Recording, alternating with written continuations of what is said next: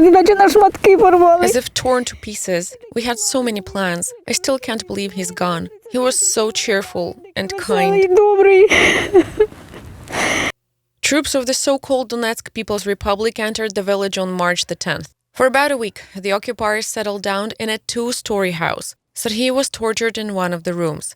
He was accused of stealing Russian weapons. The occupiers shot him in the elbow. He was not allowed to receive medical treatment. Serhiy Boshko's body was found in one of the pits on the outskirts of the village.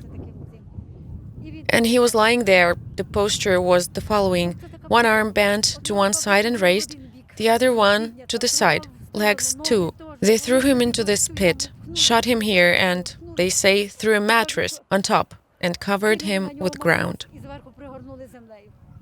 In addition to Serhiy Boshko, another local resident died at the hands of the occupiers.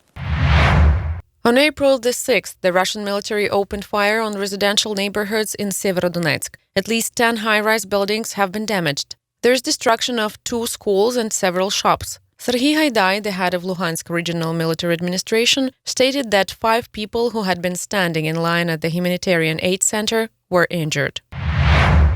In the Donetsk region, 5 people were killed and 4 others were injured during one day. This was told by the head of Donetsk Regional Military Administration, Pavlo Kirilenko. On April the 6th, the Russian military fired on civilians in Vuhledar as they were standing in line for humanitarian aid.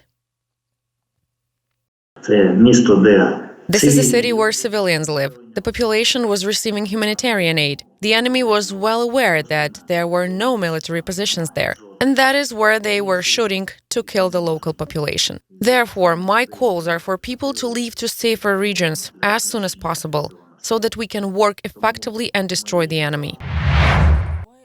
Residents of Donetsk, Luhansk, and partly Kharkiv regions are being asked to evacuate immediately, because it will be almost impossible to do so after the start of a new attack. The Minister for Reintegration of the Temporarily Occupied Territories, Irina Vereshchuk, wrote this on Telegram. She added that this is necessary now, because later on people will be under fire and threatened with death. Residents won't be able to do anything about it and get help, because it will be almost impossible to stop the fire. People need to evacuate while there is still such an opportunity, and it exists at present, according to the minister.